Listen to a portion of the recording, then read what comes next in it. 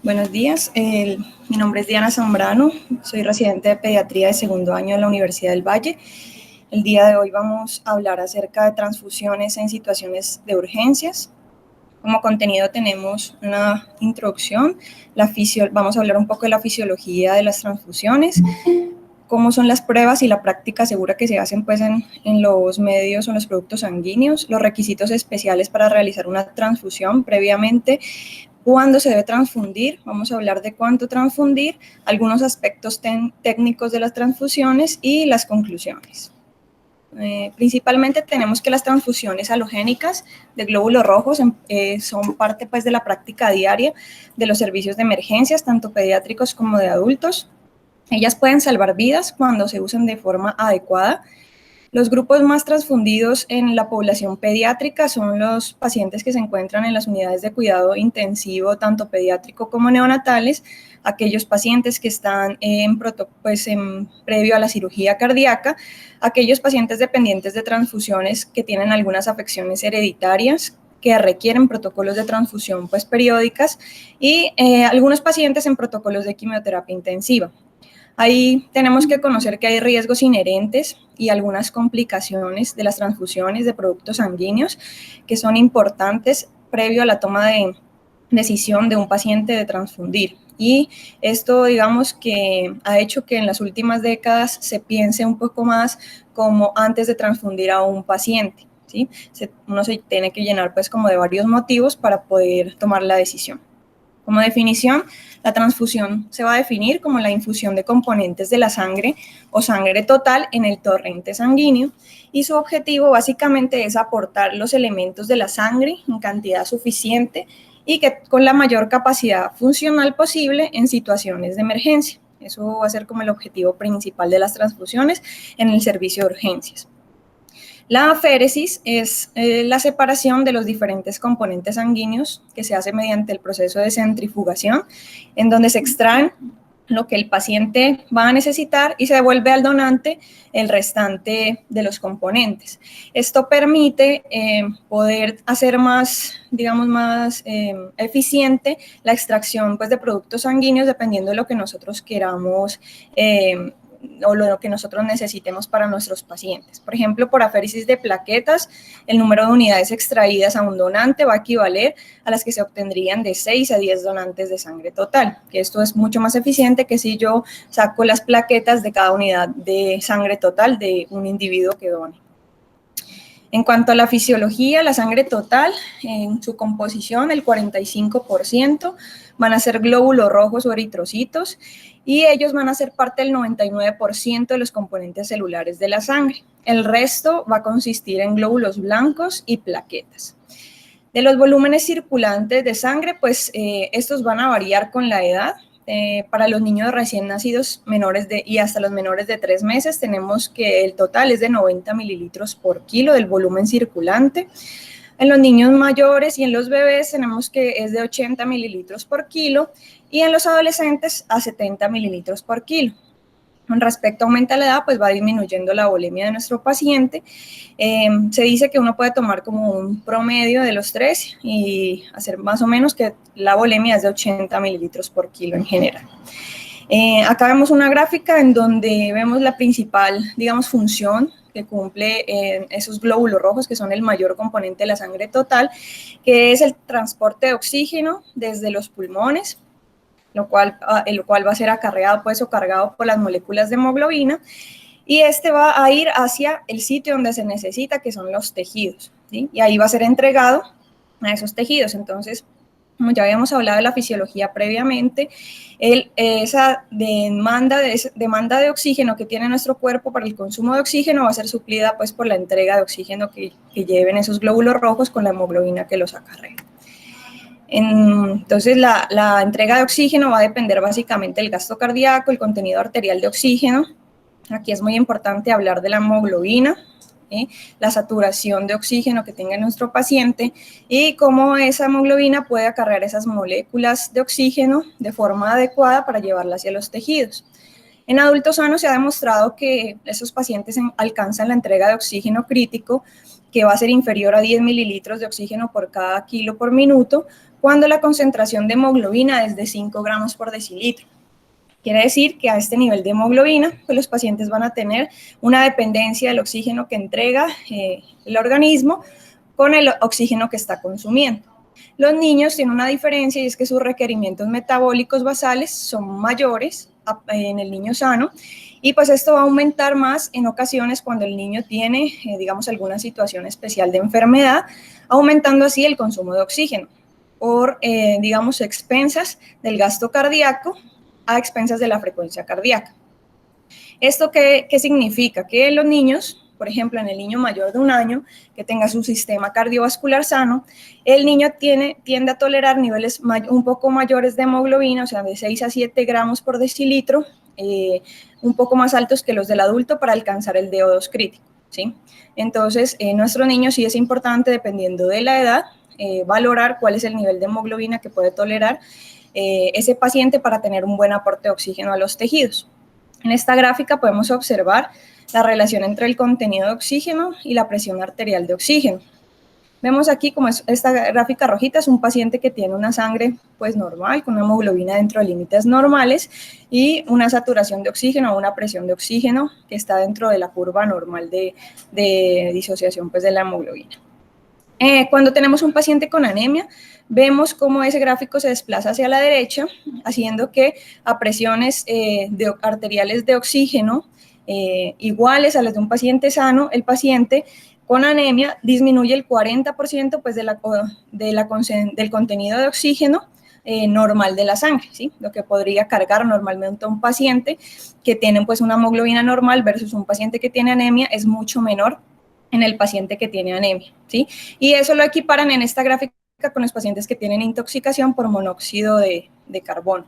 Entonces, digamos que es como un déficit en el contenido arterial de oxígeno que ese paciente puede acarrear y pues por lo tanto eso se va a traducir en un déficit de oxígeno hacia los tejidos y en un déficit de energía. Los valores normales de hemoglobina van a variar con la edad, con el sexo, la raza y el origen étnico, pero básicamente las tablas que nosotros utilizamos pues para la edad pediátrica básicamente están dadas por la edad del paciente. Entonces tenemos que del nacimiento hacia los 3 meses de edad, los bebés van a desarrollar una anemia fisiológica, que está aquí enmarcada. Los primeros días ellos tienen unos niveles de hemoglobina mucho más altos y a partir del primer mes se ve un descenso en la concentración de hemoglobina que es fisiológica del paciente, ¿sí? Eso no quiere decir que el paciente pues, le haya dado anemia de un momento para otro. Básicamente son adaptaciones fisiológicas que el niño hace en los primeros 3 meses de vida. Y posteriormente, después de los 3 meses, más o menos hacia los 6 meses, logra equipararse pues, a los niños ya más grandes. De los 6 meses a los 2 años tenemos un promedio, pues una media de hemoglobina de 10.5 y de los 2 años a los 12 años de 11.5. Así la OMS define anemia como una hemoglobina inferior a 11.5 gramos por decilitro en niños y anemia grave si esta es inferior a 8.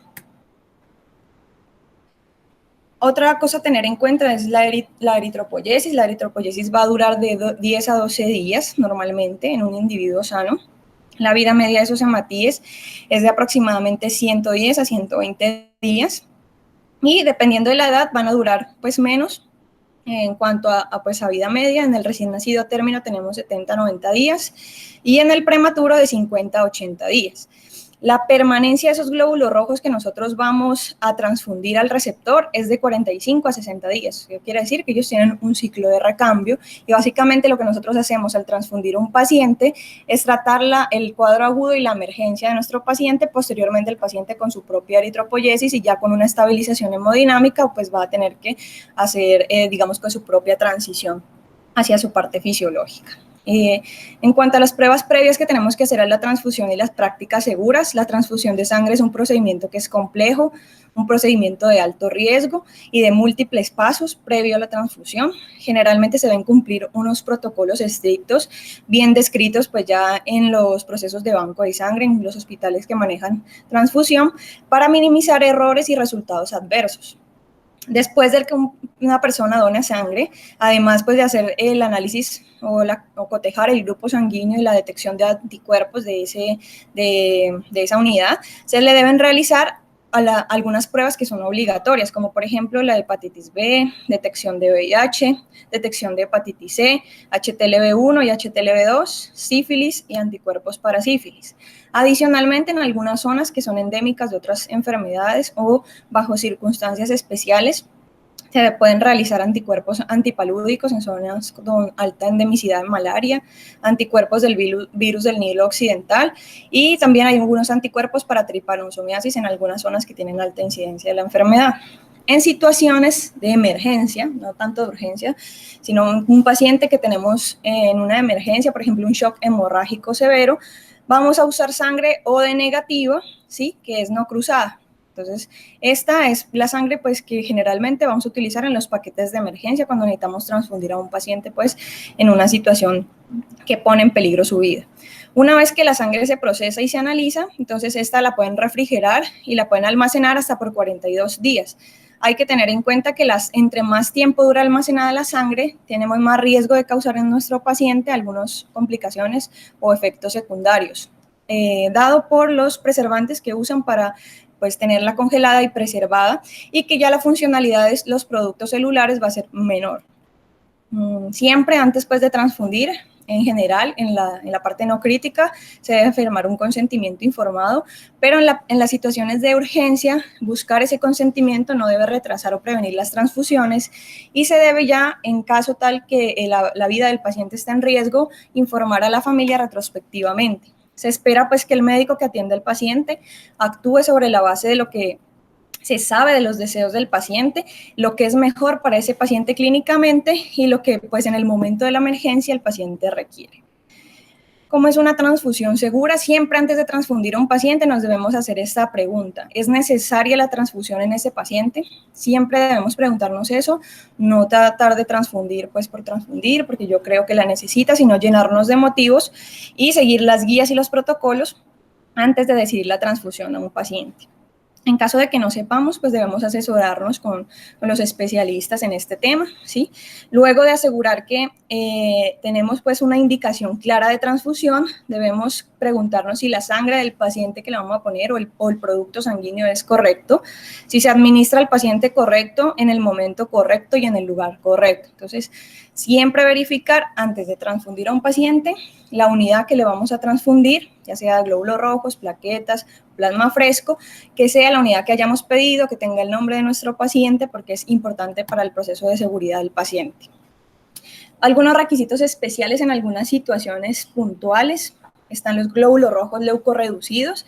Desde ya 1999 se hablaba de productos sanguíneos leucorreducidos para evitar una variante de una enfermedad que se llama Creutzfeldt-Jakob, que es una enfermedad asociada al consumo de carnes crudas que genera demencia progresiva, que es una demencia muy similar a la enfermedad de Alzheimer. Desde allá entonces se venía ya haciendo leucorreducción de los componentes sanguíneos. ¿Y en qué consiste la leucorreducción? En filtrar la sangre para eliminar los glóbulos blancos, lo cual va a disminuir tres cosas principales: la transmisión de citomegalovirus, la inmunización por HLA y la incidencia de reacciones febriles transfusionales que eran muy frecuentes cuando los productos no eran leucorreducidos, sobre todo en la población pediátrica. Las unidades de glóbulos rojos que no son leucorreducidas contienen de 3 por 10 a la 9 leucocitos, mientras que con la leucorreducción esto se va a disminuir a 5 por 10 a la 6 leucocitos por cada unidad. Es ideal previo a la transfusión, o sea, hacerla el momento antes de transfundir. Lo ideal es que se haga la transfusión dentro de las 24 horas siguientes por la disminución pues, de las reacciones febriles. Otro, digamos, requisito que pueden requerir algunos pacientes, valga la redundancia, son los productos sanguíneos irradiados. Estos se van a tratar con rayos gamma o rayos X, lo más frecuente que hacen los bancos de sangre es con rayos gamma. Se deben aplicar dentro de las 24 horas siguientes a la irradiación. Y hay ciertos grupos de pacientes que van a requerir este tipo de productos irradiados, que lo que hacen es evitar que los glóbulos blancos del donante se repliquen y generen una respuesta inmune frente al huésped. Su objetivo es eliminar los linfocitos T y en caso de que no se haga, pues se van a presentar enfermedad de injerto contra huésped asociada a la transfusión en algunos pacientes. ¿Qué pacientes tienen mayor riesgo? Algunos pacientes hemato-oncológicos, según la enfermedad que manejen y el tipo de medicamento inmunosupresor o biológico que manejen, y hay otros pacientes pues, que no son hemato-oncológicos, pero que también requieren este tipo de procesos. El primero son pacientes con leucemia aguda en caso que reciban donaciones de familiares de primero o segundo grado, pacientes que tienen diagnóstico de linfoma Hodgkin, cuando 7 días antes se va a hacer una recolección de células madre, aquellos que son tratados con análogos de las purinas o con terapias de anticuerpos monoclonales, incluyen también pacientes pues, reumatológicos, aquellos pacientes con aplasia medular, con anemia de células falciformes, siempre a recordar que los glóbulos rojos deben ser irradiados, inmunodeficiencias tanto congénitas como adquiridas, y pues ya en la parte neonatal los recién nacidos pretérminos que sean menores de 1.500 gramos.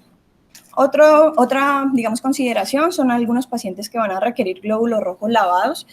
Esos se suspenden en solución salina estéril y se mantiene un hematocrito al ser lavados de un 70 a un 80% en un volumen de 220 ml, que es la unidad de sangre. ¿Qué propósito tiene esto? Retirar 85% de los leucocitos y 98% del plasma original y remoción de las proteínas.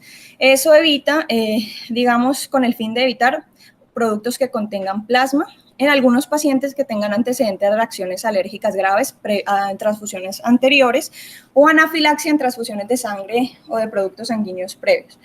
Además, estos están indicados en los niños que reciben infusiones de volúmenes muy altas, más de 20 mililitros por kilo, cuyo almacenamiento de las unidades es mayor a 15 días. Entonces, si le dicen a uno que la unidad pues tiene mucho tiempo de almacenamiento, lo ideal es hacerlo la transfusión con los glóbulos rojos también lavados. En caso de los eritrocitos congelados, estos son almacenados con soluciones crioprotectoras como el glicerol, se congelan a menos 80 y menos 120 grados.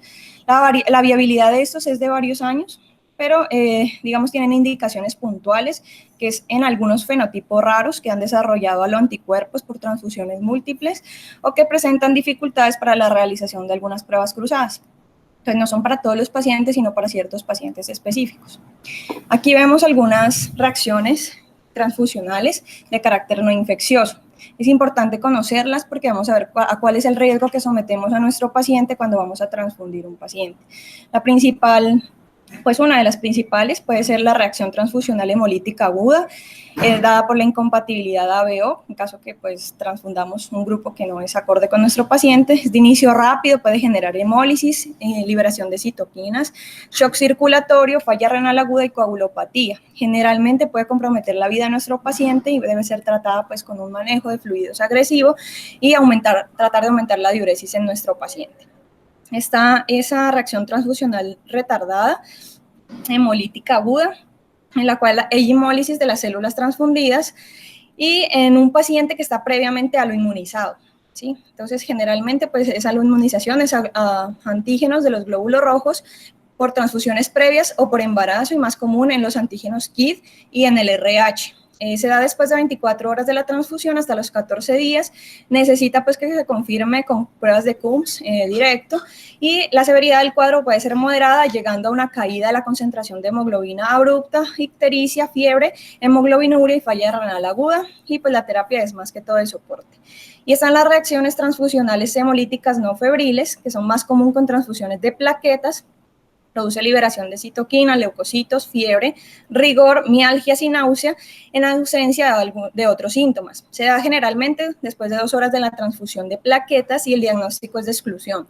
Generalmente es un cuadro leve y que se va resolviendo cuando nosotros pues disminuimos la infusión, la paramos. En algunos casos requieren antipiréticos y si empeoran los síntomas se debe parar la transfusión y considerar pues que hay una reacción hemolítica o alguna sobreinfección bacteriana. También tenemos las reacciones alérgicas, que son más comunes con plaquetas y plasma fresco congelado. Varían desde urticarias hasta anafilaxis que pueden comprometer la vida de nuestro paciente. Son súbitas y pueden ocurrir en pacientes que tengan inmunodeficiencias de IgA y pueden ser leves o pueden ser tan severas como pues una anafilaxia que lleva al paciente pues a la muerte. Generalmente si son leves se manejan con antihistamínicos y si ya es una reacción pues como por ejemplo un angioedema o una anafilaxia debemos parar la infusión y iniciar nuestras medidas de resucitación aplicando tempranamente adrenalina intramuscular.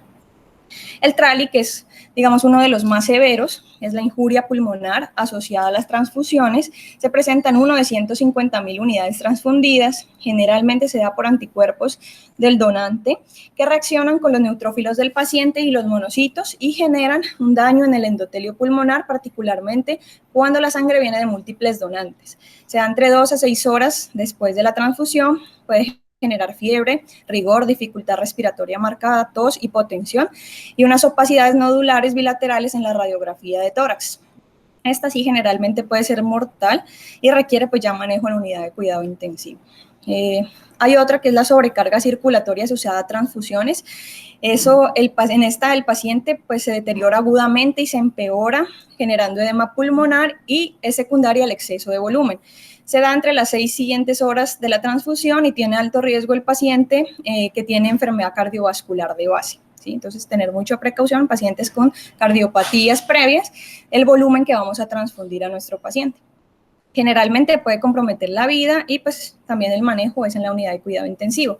Hay otros pacientes que presentan reacciones hipotensivas, quiere decir que lo transfunden y genera un síncope súbito, disminución de la presión sistólica mayor a 30 milímetros de mercurio, sin evidencia de ninguna reacción alérgica o hemorragias pues en nuestro paciente. Muchas veces esta se presenta en la primera hora después de la transfusión, puede ser transitoria, pero en algunos pacientes puede progresar a disfunción orgánica. Lo que debemos hacer es parar la transfusión y elevar las piernas del paciente.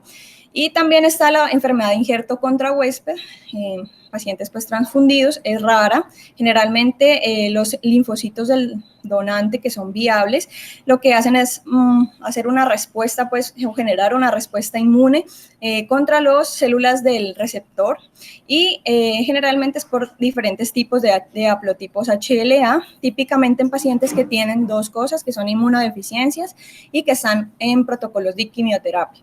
Generalmente esa es una reacción un poco más tardía, se da de 7 a 14 días después, hasta un mes después de la transfusión, muchas veces puede ser fatal y la estrategia preventiva es lo que ya les había hablado previamente, la leucorreducción y la irradiación de los componentes en esos pacientes. Otros efectos que ya no son, pues, digamos, pues tan graves, pero pueden ser potencialmente efectos adversos, son la hipercalemia asociada pues a los componentes, liberación de potasio por la destrucción de las células sanguíneas y la producción pues de potasio intravascular, de lesiones de depósito dado por digamos unidades que están mucho tiempo almacenadas, más de 2 semanas, lo cual reduce la función de las células y la viabilidad, resultando pues en que esa sangre que transfundimos va a tener menos capacidad de entrega de oxígeno, alteraciones electrolíticas y efectos metabólicos. Está también liberación de citoquinas que causan reacciones proinflamatorias y llevan a daños en la microcirculación, trombosis también por vasoconstricción y liberación de citoquinas, éstasis microvascular y embolismo aéreo secundario pues a la infusión intravenosa que muchas veces se da rápida, ¿sí? También hay otros riesgos residuales, sobre todo de transmisión de infecciones. Esto se ha venido disminuyendo con los años a través de que los bancos de sangre pues, están más entrenados en hacer como las pruebas previas y también la tecnología acerca de estas pruebas ha mejorado. Sin embargo, todavía tenemos pues, riesgo de transmisión a través de los productos sanguíneos, por ejemplo, de hepatitis B, de 1 a 750.000 unidades transfundidas. De HTLV1 pues es mucho menor, de VIH y hepatitis C hasta 1,5 millones más o menos.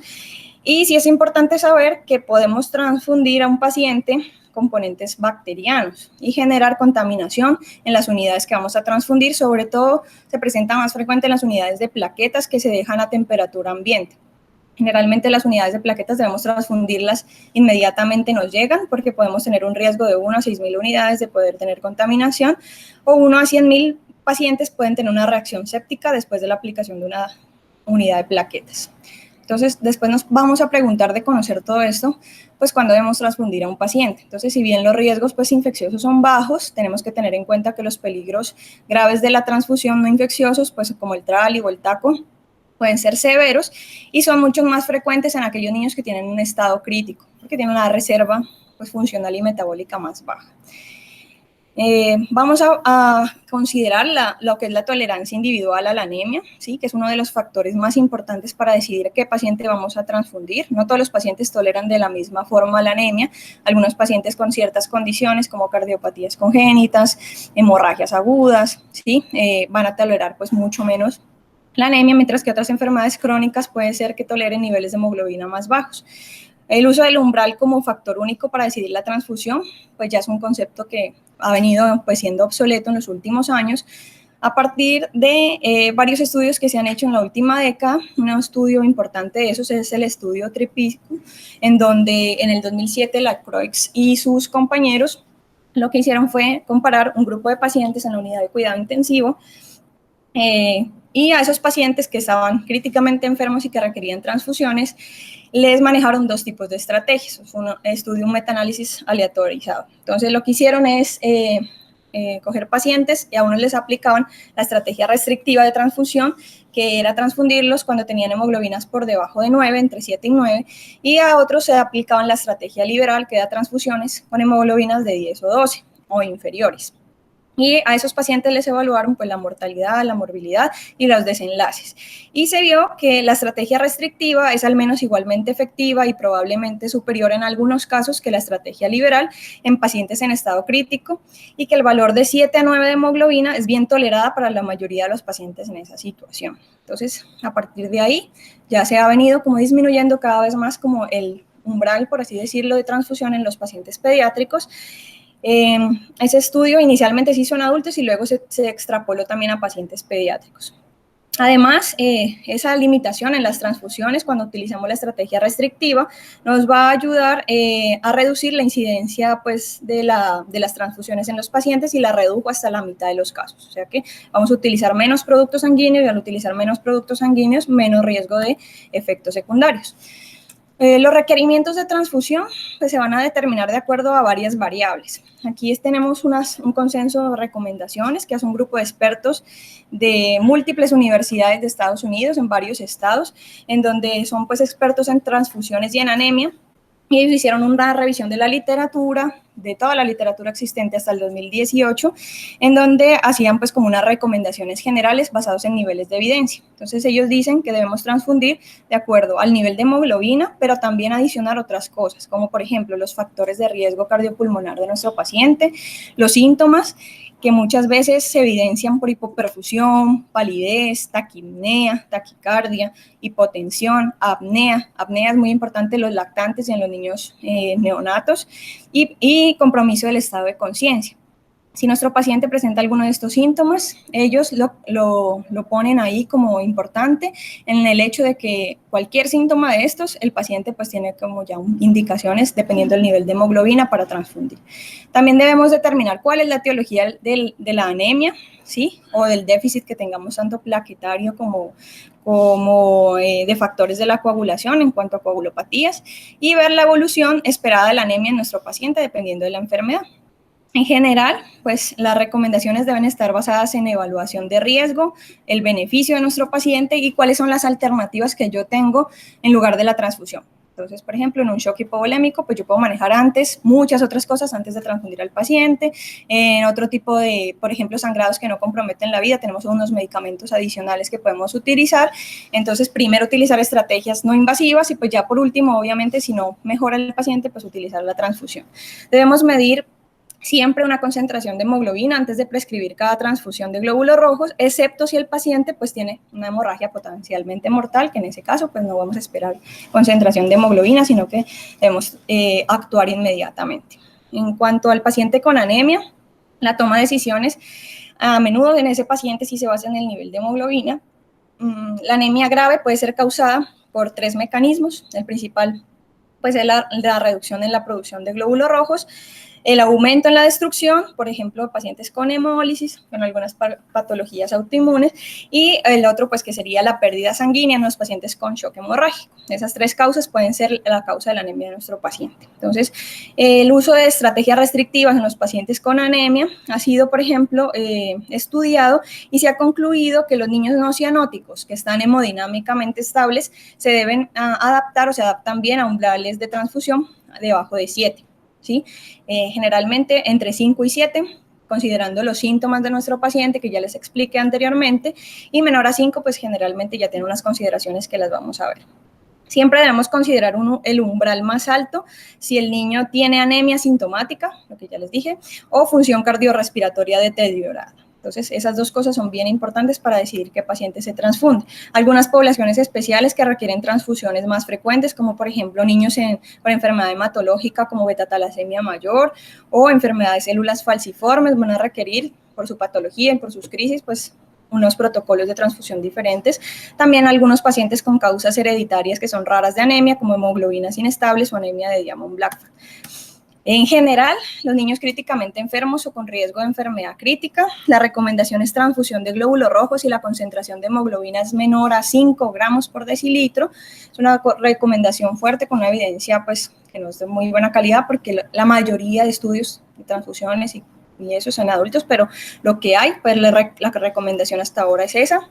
No se recomiendan estrategias específicas basadas en biomarcadores o marcadores fisiológicos, simplemente es como la concentración de hemoglobina, los síntomas del paciente y qué etiología o enfermedad de base el paciente tiene.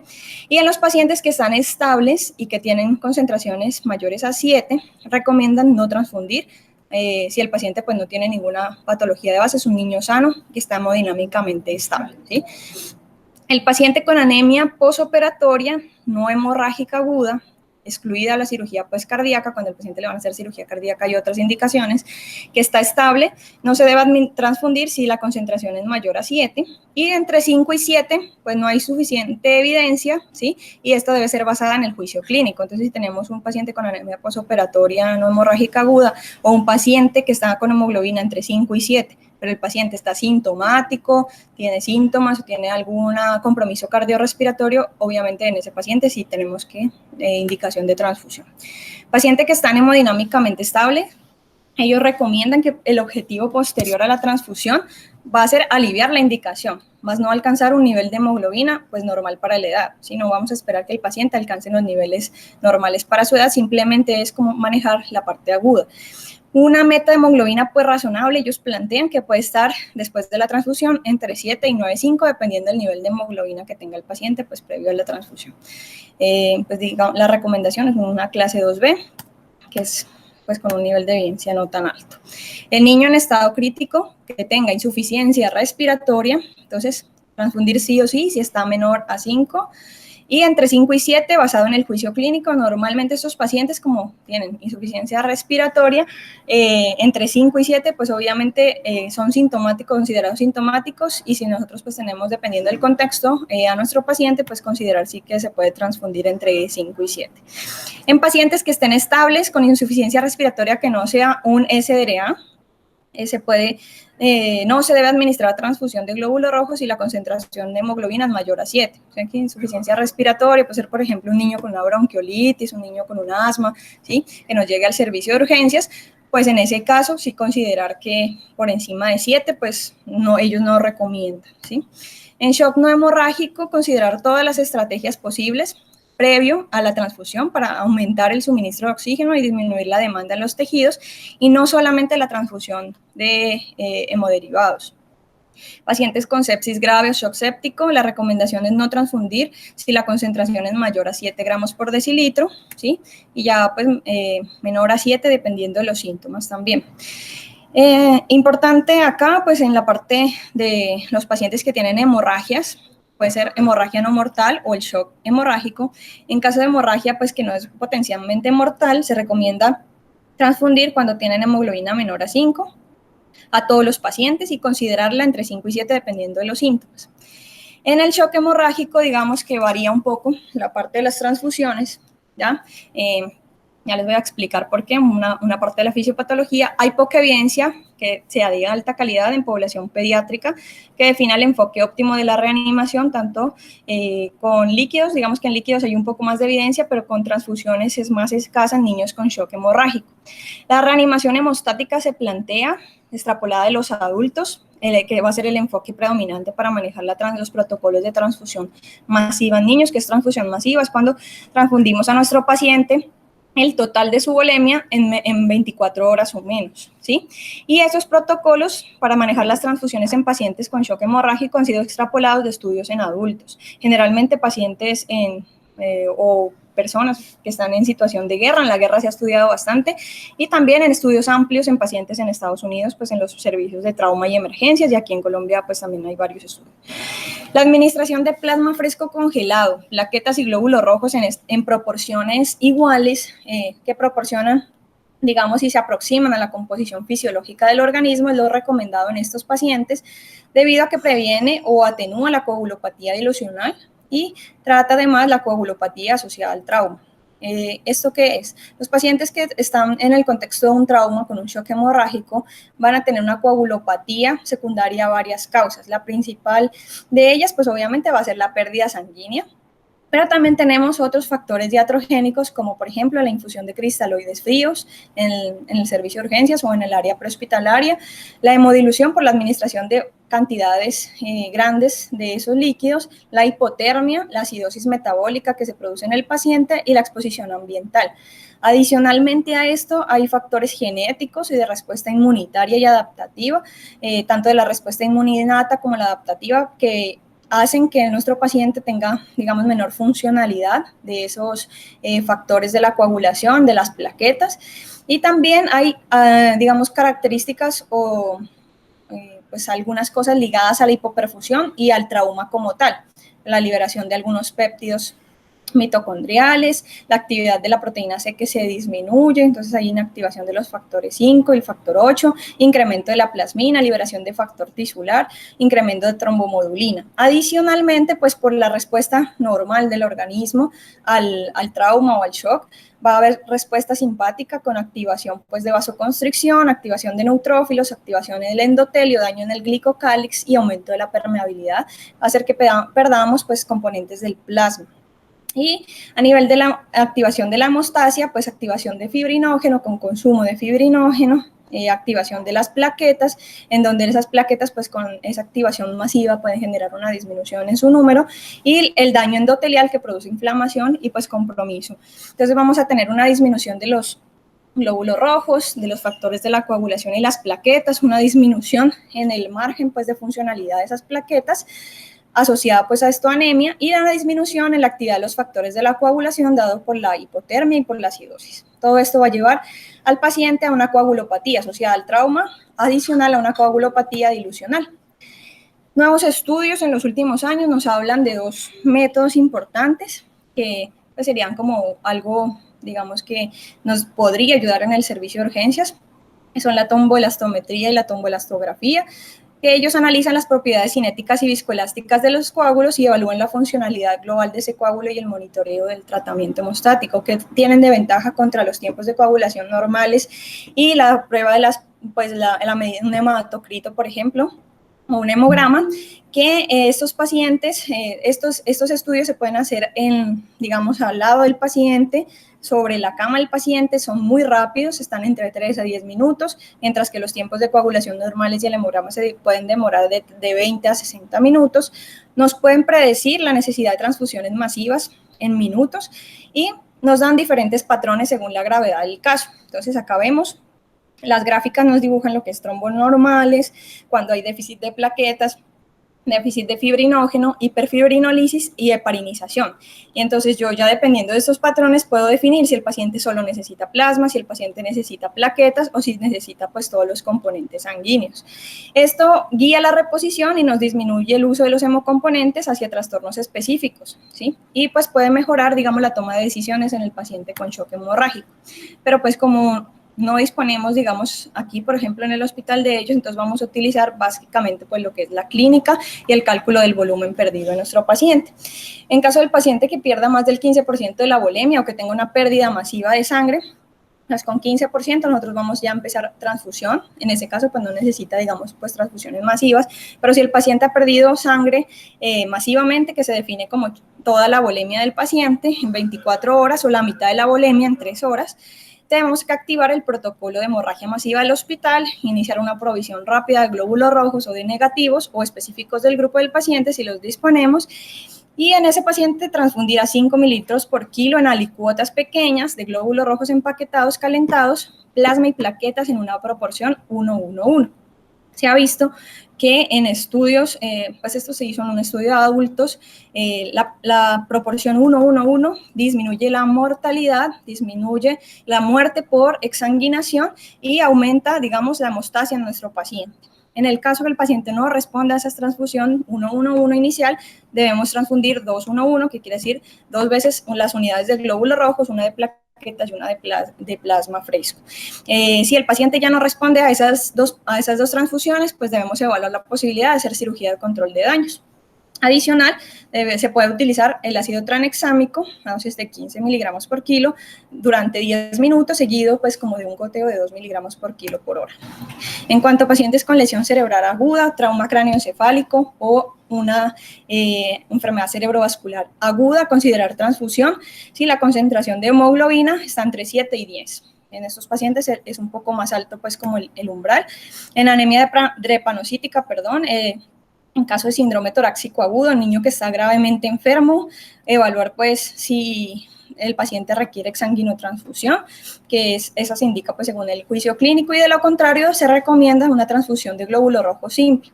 Generalmente cuando la hemoglobina está por debajo de 7 gramos por decilitro, también en estos pacientes que tienen SB o crisis aplásicas. Se debe transfundir también a esos pacientes previo a procedimientos de cirugía mayor para alcanzar hemoglobinas por encima de 10, que es la única indicación que tienen estos pacientes de tener hemoglobinas por encima de 10. Aquí hay un cuadro muy interesante que nos plantea el artículo y es como un resumen en general de cuándo debemos transfundir, los niveles de hemoglobina a los cuales debemos transfundir a nuestro paciente, las consideraciones que debemos tener. En general, menor de 5 transfundimos a todos. Hay pacientes que no tengan shock hemorrágico se maneja pues aparte. De 5 a 7 considerar según la clínica del paciente, y mayor a 7 dependiendo si está o no hemodinámicamente estable. Si no está hemodinámicamente estable, pues obviamente probablemente tengamos que transfundir a nuestro paciente, pero si está estable, generalmente considerar particularidades de cada uno, sobre todo las patologías hemato-oncológicas, las anemias hemolíticas, el síndrome de dificultad respiratoria aguda, pacientes que estén en ECMO o con dispositivos de asistencia ventricular, con niveles mayor a 7, digamos que son los pacientes que están estables, que tienen indicación de transfusiones, al igual que los pacientes con trauma cráneoencefálico y aquellos pacientes con cardiopatías congénitas. Siempre tener en cuenta ese grupo de pacientes. ¿Qué dosis debo dar? Hemoglobinas mayores a 5, pacientes estables de 10 a 15 mililitros por kilo, que aumentan la concentración de 2 a 3 gramos por decilitro, y en hemoglobinas menores a 5 o inestables, dar alicuotas pequeñas de 5 mililitros por kilo. En caso de que el paciente tenga menor a 5 y esté estable, pues cada 6 a 8 horas, si está inestable, pues ya sabemos que tiene que ser una infusión más rápida, y debemos evitar la sobrecarga de volúmenes, sobre todo en pacientes con patología crónica. La duración de la transfusión es importante, debe ser de 1 a 2 horas, a menos que sea un shock hemorrágico, y nunca ser mayor de 4 horas por el riesgo de sobreinfección bacteriana y pues de la lisis de los componentes. En pacientes hipertensos o con insuficiencia cardíaca, adicionar furosemida de 0.5 miligramos por kilo dosis, y según la respuesta del paciente aumentar pues hasta un máximo de 8 miligramos por kilo por día, sobre todo cuando hay aparición de sintomatología congestiva cardiopulmonar. Características de las unidades de glóbulos rojos: cada unidad va a tener 250 ml, contiene un hematocrito de 65-80 y plasma entre 50 a 70 mililitros. Ese plasma y esas plaquetas pues muchas veces son disfuncionales las que contiene pues la unidad, pero pues contiene pequeñas cantidades de factores de la coagulación y otras proteínas plasmáticas. Obviamente la unidad de glóbulo rojo está indicada es en anemia, ¿ya? Y pues en los protocolos de transfusión masiva. Ya en cuanto a las plaquetas o la transfusión de plaquetas va a estar indicada en el tratamiento de sangrado secundario a trombocitopenias o disfunción plaquetaria congénita o adquirida. Dependiendo del recuento de plaquetas van a ser los síntomas del paciente, entonces menor de 150.000 tenemos petequias y equimosis, menor de 20.000 posiblemente el paciente puede presentar sangrado espontáneo por mucosas y en menores de 5.000 puede presentar sangrado severo, incluyendo sangrado del sistema nervioso central. Tener en cuenta que la trombopoyesis dura 5 días y la vida media de las plaquetas de 8 a 10 días. Y las indicaciones pues están aquí como claras en niños mayores. No traje las neonatales porque pues igual estamos en el servicio de urgencias, no manejamos neonatos. Debemos conservar mayor a 100.000 cuando el niño tiene sangrado del sistema nervioso central o va a ir a una cirugía mayor. Mantener mayor a 50.000. Previa cirugía mayor de otras causas que no sean sistema nervioso central o ocular, recuentos menores a 20.000, previa procedimientos quirúrgicos menores. Cuando tenga hemorragia significativa y sospecha de disfunción plaquetaria, no importa el recuento, hay que transfundir plaquetas. Cuando tenemos menor a 5.000 plaquetas, podemos hacer transfusiones en caso de síntomas en nuestro paciente. Y plaquetas entre 5.000 y 20.000 en pacientes que tengan fiebre, sepsis, coagulación intravascular diseminada o en quimioterapia. Las plaquetas transfundidas tienen menos vida media que las plaquetas pues, que uno produce endógenamente, de 3 a 5 días, en pacientes con PTI, con SHU o con trombocitopenia inducida por heparina, no se debe transfundir plaquetas, a menos que esos pacientes sangren o que vayan a ir a un procedimiento quirúrgico. Siempre se debe respetar el grupo ABO de las plaquetas, tanto como sea posible. En caso de que no se pueda, no haya disponibilidad, se pueden transfundir, pues, digamos, que sean HLA compatibles, así no sean ABO idénticas, pero tenemos el riesgo de refractariedad plaquetaria, que es que cuando le transfundimos al paciente plaquetas, en la hora siguiente a la transfusión, eso ha aumentado menos del 30% pues, de las plaquetas que requerimos en nuestro paciente y en ese caso siempre se deben transfundir con HLA compatibles y ABO idénticas. Las plaquetas del grupo O solo la pueden utilizar los A, los B y los AB si se realizan títulos previos de isomaglutininas y no se presentan títulos altos anti-A y anti-B. La dosis en menores de 10 kilos es de 5 a 10 mililitros por kilo y eso aumenta el recuento de 30 a 40.000. En niños mayores a 10 kilos, una unidad por cada 10 kilos, produce aumentos similares, y en sangrado severo es una unidad por cada 5 kilos, o en el paciente críticamente enfermo. La dosis máxima de transfusión es el pool de plaquetas, que son 6 unidades, va a ser similar al volumen obtenido por una féresis, que es de 300 mililitros, y la duración de esta sí puede ser un poco menor, de 10 a 15 minutos por cada unidad, o 5 mililitros minuto. En la transfusión de plasma fresco está indicado en pacientes con sangrado, ¿sí? Entonces, otra vez, pues, por ejemplo, en shock hemorrágico, un sangrado activo, o cuando se van a realizar procedimientos invasivos en un paciente con deficiencia de algún factor documentado en la coagulación. Entonces, en terapia de reemplazo de sangrado activo, procedimientos invasivos, cuando no se disponen de concentrados de factores como el 2, el 5, el 10 y el 11 y la proteína COS, cuando los tiempos de coagulación están 1.5 veces por encima del control, en pacientes que tengan sangrado activo requieran procedimientos invasivos, como por ejemplo un catéter venoso central, reversión urgente de warfarina, si hay sangrado o cirugía de emergencia, también podemos transfundir plasma fresco. En CID, en hepatopatías y trasplante hepático, como reemplazo durante la plasmaféresis en pacientes con síndrome hemolítico urémico o coagulopatías dilucionales secundarias a transfusiones masivas, en el caso de los pacientes con shock. Pacientes con cirugía cardíaca extracorpórea también. Los componentes del plasma deben ser ABO compatibles y se puede administrar independientemente del RH. Presentan también riesgo de infección viral, de reacciones alérgicas y de aloinmunización. La dosis es igual, de 10 a 15 mililitros por kilo, que aumenta la actividad de los factores de 15 a 20% bajo condiciones ideales. La duración de la transfusión, igual que los glóbulos rojos, de 1 a 3 horas sin exceder las 4 horas. Y el efecto del plasma no es mayor a 24 horas, más o menos en 6 a 12 horas vamos a ver pues como un efecto total. No necesita leucorreducción ni irradiación. El volumen de la unidad es de hasta 250 ml, contiene todos los factores de la coagulación, albúmina, globulinas, complemento, más no tiene leucocitos ni plaquetas. Y por último, el crioprecipitado lo vamos a transfundir en pacientes. El crioprecipitado que tiene pues es un concentrado de fibrinógeno, de factor 8 procoagulante, factor 13 y factor de von Willebrand. Por su pequeño volumen no tiene que ser ABO compatible con el receptor, son unidades pequeñas de 10 a 15 ml. La dosis es de 1 a 2 unidades por cada 10 kilos y eso aumenta el fibrinógeno de 60 a 100 miligramos por decilitro. transfusiones cortas, 5 minutos, y las indicaciones son hipofibrinogenemia o disfibrinogenemia con sangrado activo o previo a procedimientos invasivos, deficiencia del factor 13 con sangrado activo o antes de procedimientos invasivos, enfermedad de von Willebrand si no se dispone pues del factor, y hemofilia tipo A si no hay disponibilidad de factor 8 procoagulante. Como recomendaciones finales, las transfusiones deben administrarse en áreas clínicas donde el paciente pueda ser observado. Personal que administra debe estar capacitado y reconocer y tratar las reacciones transfusionales agudas. Las evaluaciones mínimas se deben hacer antes de la transfusión, 15 minutos después, 1 hora después, y vigilar al paciente 24 horas después de una transfusión. La conclusión, pues la transfusión de glóbulos rojos en pediatría es muy común, puede salvar vidas, pero no está exenta de riesgos.